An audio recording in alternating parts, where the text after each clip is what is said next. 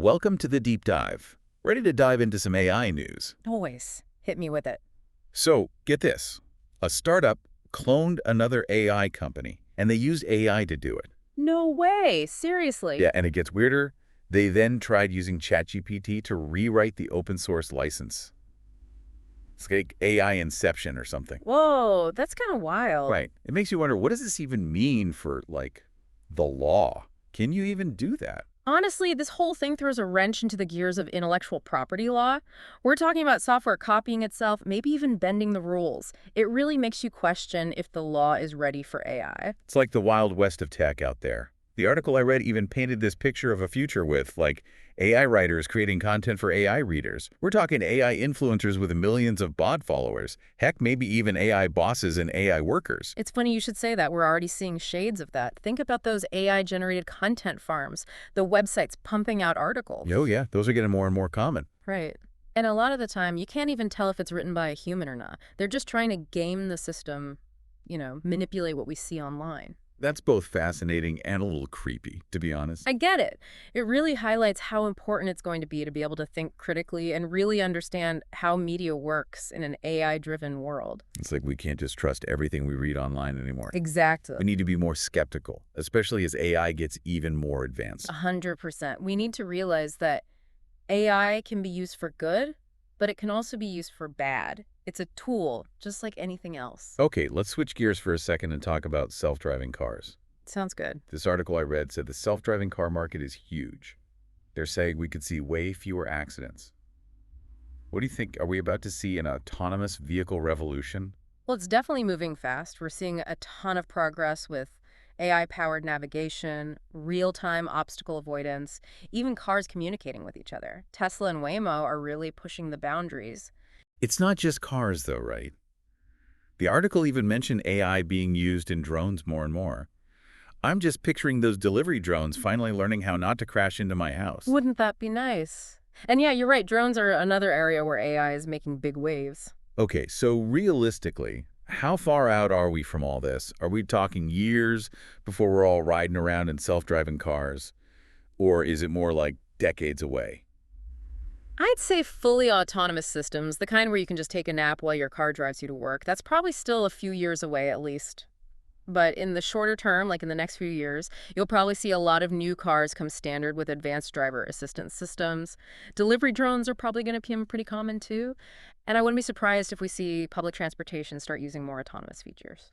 So maybe not driverless vacations just yet, but it sounds like AI will be part of our commutes before we know it. Definitely seems that way. Which actually brings up an interesting point. If AI is going to be driving our cars, we're essentially putting our lives in its hands. How do we deal with the ethical side of that? Like, who's responsible if something goes wrong? That's the million-dollar question, isn't it? It's something researchers, engineers, and policymakers are all trying to figure out right now. We need to have some serious conversations about safety regulations, liability, and ethical guidelines for autonomous systems before they become commonplace. It seems like with every new AI advancement, we unlock a whole bunch of new questions and problems to solve. That's AI for you, always pushing the boundaries and making us think. Speaking of pushing boundaries, this article about Google using AI for environmental protection really caught my eye. Have you heard about this? They're using it to remove clouds from satellite images. Oh yeah, their Cloud Score Plus program, right? That's the one. It sounds really promising for monitoring things like deforestation. It really does show you the potential of AI to be a real force for good, especially when it comes to protecting the environment. Think about it. It can analyze tons of data and pick up on patterns we might miss, track deforestation, maybe even predict natural disasters. We could even use it to monitor the health of the oceans in ways we never could before. That's incredible.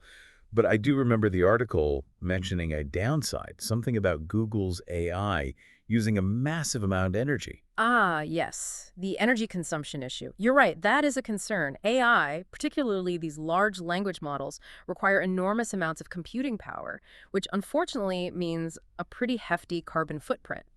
So we've got AI potentially helping us understand and fight climate change, but also potentially contributing to the problem at the same time. It's a bit of a paradox, isn't it? It really is.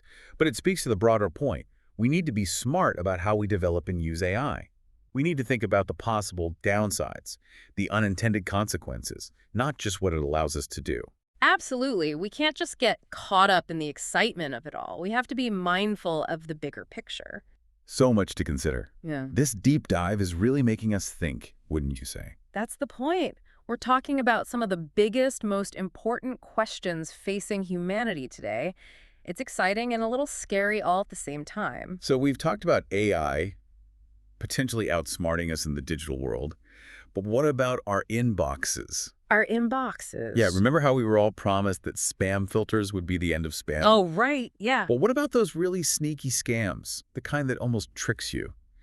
This article I read said that AI is being used to make phishing attempts even more believable.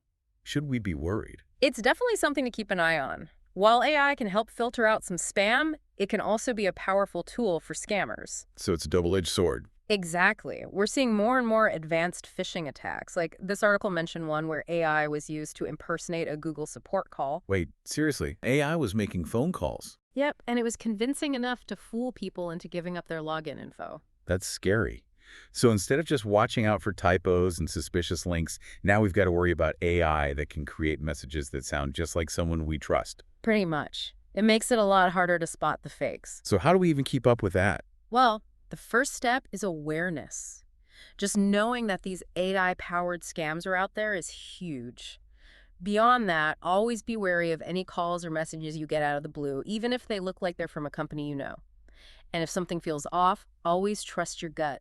Don't be afraid to hang up the phone or just not respond. So be extra cautious, especially with our inboxes. But is anyone fighting back against these AI scammers? Absolutely. Tech companies know this is a problem and they're fighting back and they're using AI to do it. Oh, interesting. So it's like fighting fire with fire. Exactly. For example, Google is working with groups like the Global Anti-Scam Alliance and the DNS Research Federation to try and stay ahead of the scammers. What are they doing? Well, they're developing systems to share information about scams as they pop up. The idea is to shut down these scammers as quickly as possible. So it's like an AI arms race, Yeah. with the good guys and the bad guys constantly trying to outsmart each other. That's a good way to put it. And it shows how important it is for everyone to work together. Tech companies, cybersecurity people, and everyday folks like us. We've all got to play our part in staying safe online. It used to be that you just had to worry about opening the wrong email attachment. Now it's like you need a degree in computer science just to check your inbox. I know, right? It can feel overwhelming, but remember, knowledge is power. The more you understand how AI works, the good and the bad, the better equipped you'll be to navigate this crazy digital world. Well said. We've talked about AI replicating itself, driving our cars, protecting the environment, and even trying to scam us. Which kind of leads us to the big question. Can we trust AI at all? So can we trust AI? After everything we've talked about, it's a question that keeps coming up. What do you think? Can we trust it? That's the million-dollar question right there. And like with most things AI, there isn't an easy answer, a simple yes or no. So it's not as easy as trust but verify this time. Not quite. When we're talking about AI, trust goes deeper than just believing it'll do what it's supposed to. It's about knowing that AI is reliable, fair, and that there isn't some hidden agenda going on. So it's not just about AI being good at what it does, it's about it being ethical. You got it. We're talking about AI that could be making decisions that have real consequences, like approving loans, driving cars, even shaping how people think by the things it creates. We have to be sure it's not just repeating the same biases it learns from us or running on some logic we can't even understand. It's like, how do you trust something if you don't even know how it thinks? Exactly. Even the people who design these AI systems don't fully understand how they work sometimes. We need ways to really look under the hood, make sure we can understand why they make the decisions they do, and we need a way to hold them accountable if they screw up. It's almost as if we expect more from AI than we expect from ourselves sometimes. Maybe that's a good thing. AI has the potential to be incredibly useful, but also incredibly dangerous. It's our job to guide its development in a way that's good for everyone. So what can we do? What can regular people like us do to make sure AI is a force for good? Well, we're not off the hook entirely. We have a role to play. Stay informed, learn about how AI is developing and what it means for you. Back organizations that are trying to make AI more ethical and transparent. But most importantly, don't be afraid to talk about it. The more we discuss the kind of future we want to have with AI, the better chance we have of making it happen. So it's not just about the code itself, it's about the decisions we make. Exactly. The future of AI isn't already decided. We're all shaping it together. Well said. This deep dive took us from AI that can copy itself to AI that could reshape our entire world. It's been quite a ride. What's the one thing you want our listeners to remember from today? Don't be afraid of AI. Be curious about it. Ask the tough questions, demand transparency, and never forget, the future of AI is in our hands. Now that is something to think about. Thanks for joining us on the deep dive. And listener, we want to hear from you. What has you most intrigued or maybe even a little terrified about the future of AI? Let us know, and until next time, keep diving deep.